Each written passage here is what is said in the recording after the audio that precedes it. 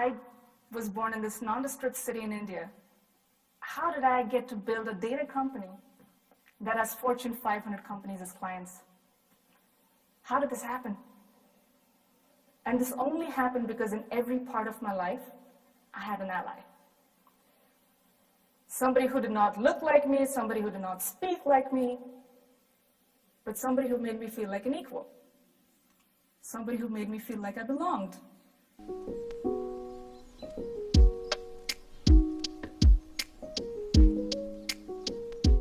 I've been looking at this incredible audience, and I've been thinking to myself, how did a girl like me even get to be here? I was born in this nondescript city in India. How did I get to build a data company that has Fortune 500 companies as clients? How did this happen? And this only happened because in every part of my life, I had an ally.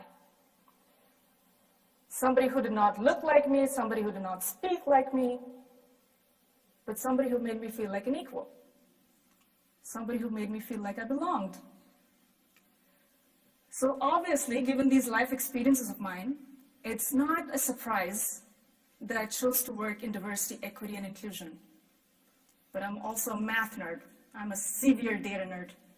So I decided to take my passion towards DEI, combine it with my passion towards data, and build Sigma Squared. What is Sigma Squared? Sigma Squared is a data-first, data-driven HR analytics company. We are providing frontier analytical tools to recognize and remove bias from organizations. Next slide, please. We can go to the next one. So why start Sigma Squared? We are not the first people to think about DEI. We are not the first people to think about data in DEI either. Why start Sigma Squared at all? It's because the main tools to combat racial and gender disparities have not worked. The first one that I'm going to cover is diversity trainings. We all know diversity trainings, trainings that raise the awareness of minorities and women in the workplace. They help you understand what implicit biases are, unconscious biases are, help you understand more inclusive vocabulary. But quite unfortunately, there's a lot of research coming out from different places, Princeton, Harvard, that show that the average impact of these trainings is 0. In fact, if you mandate these trainings, the impact becomes negative. Intuitive programs. There are a lot of programs that have now become commonplace for organizations. Very popular, very mainstream, like masking information on resumes. And I'll show you in a little bit, sometimes these programs cause more harm than help to different people. And the last one is statistical snapshots. So most HR softwares out there, what they will do is they'll take a different outcome, say hires, say salaries, say promotions, and they will aggregate it across a group, then check differences and call it disparity. But that is super problematic because you're comparing completely different people to each other. Data scientists with doctors, entry-level people with people who have been in the company for a large number of years, and you can't do that. So we need to get really intelligent about it. In fact, some of these statistical snapshots might sometimes get a bias, but then these HR softwares will not tell you how to fix it, what to do about it. Next slide, please. Organizations everywhere are getting obsessive about data with any arm of the company. They will carefully curate A/B tests to make sure the customers are converting. They will have KPIs and OKRs about everything, but not DEI. Why is DEI lagging behind? Why aren't we becoming data obsessive with DEI as well? Next slide, please. So we desperately need to be data first. We can't be lagging behind. We need to bring the same data obsession that we bring to sales, to marketing, to diversity. Next slide, please. And that's how we build Sigma Squared. We're the world's only analytics product that is using cutting-edge analytics to show you where bias exists, why it exists, what is the cause behind this bias, and then provide tailor-made solutions for that specific type of bias in a very particular company. Next slide, please. So how do we do this? I said a bunch of words. How do we do this at all? We have a 4-step process. 1, understand your disparities. 2, determine the root causes of bias. What is causing this bias? Nobody asks this question. 3, provide data-driven solutions. And 4, and the most important, evaluate progress. Next slide, please. How do we understand disparities? So I've already mentioned, HR softwares are aggregating disparities. They're comparing completely different employees to each other. What we're going to try and do is compare similar employees to each other. Make sure entry-level people are compared with other entry-level people. Data scientists with data scientists, doctors with doctors. So what we did was we created thousands of simulations of HR data sets where we inserted biases in different places. And then we said, let's see how much other HR softwares can catch the real disparities and how much we can. Turns out, we can get at the real disparities at an accuracy rate 10 times better than any other software out there. Next slide, please. What is the root cause of bias?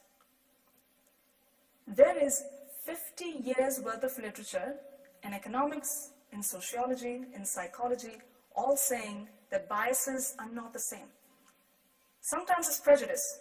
I don't like you, so I don't want to work with you. But sometimes it's lack of information. I don't know you, so I will infer something about you from my stereotypes. I've never worked with Indian women, but I hear they're good at math, so I think you're good at math. That's lack of information. That's another type of bias. And the last one is more nuanced, structural bias. That you have systems and policies that may seem neutral, but they have disparate impact on groups.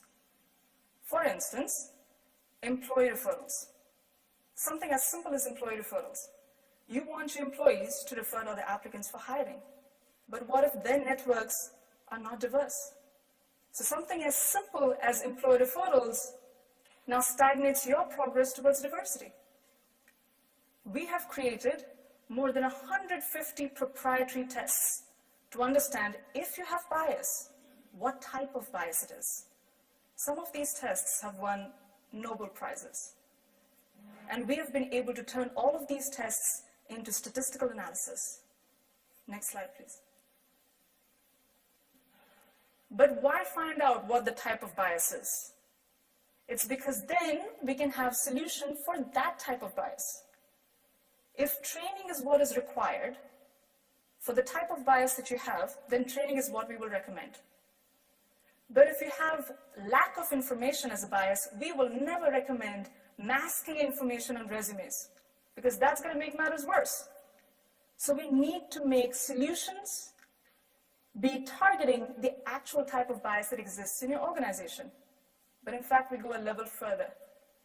We pre-test solutions on a particular company's HR data, and we'll be able to tell you which solutions are predicted to have high impact and which solutions are predicted to have low impact. So we're not just giving you, here, 100 solutions, choose.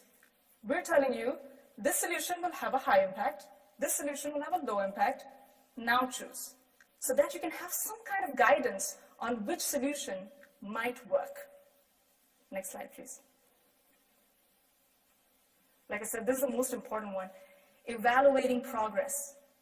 You've chosen your solutions, but we'll help you understand which solutions are actually working in practice.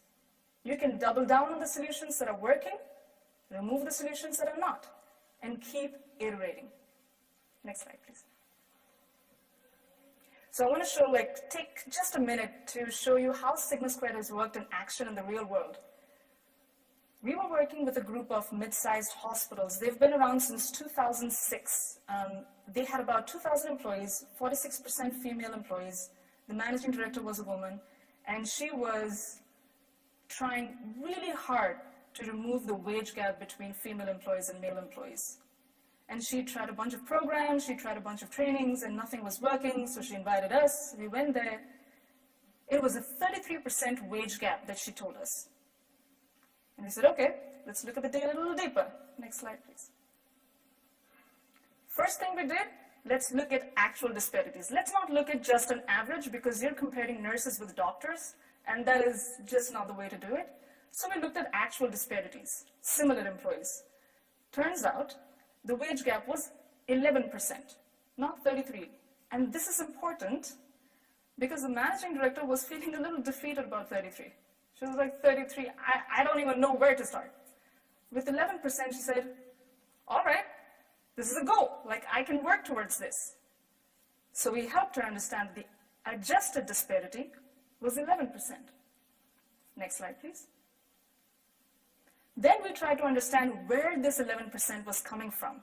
So we ran our batch of 200 tests or so, and then we told her, this is all coming because you have a difference in the way that you're scheduling overtime hours. So male employees could take advantage of overtime hours, female employees couldn't take advantage of overtime hours, and those who were doing overtime hours were getting rewarded with higher wages. So we nerded out a little hard and we said, we'll give you a scheduling algorithm.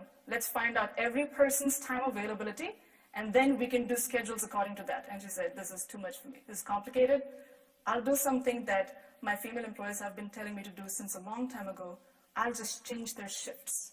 Instead of 7 a.m. to 7 p.m., it becomes a 10 a.m. to 10 p.m. with overtime given during those hours so that female employees can take advantage of that. And that's what she did. So now employee NPS is higher, wages are starting to converge.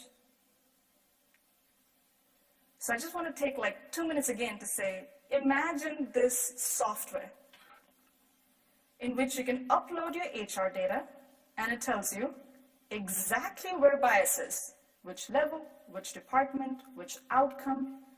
Then it tells you what is causing that type of bias. And it gives you tailor-made solutions to that type of bias in under 10 minutes. You can upload your HR data, we can integrate into your HR systems, and in 10 minutes, you'll have solutions for the type of bias that exists in a company. And that's what we created. We are fundamentally trying to change the way you evaluate and track diversity in companies. No more hand-waving, no more press releases. This is about becoming data obsessive and becoming better, 2% better every day. Thank you.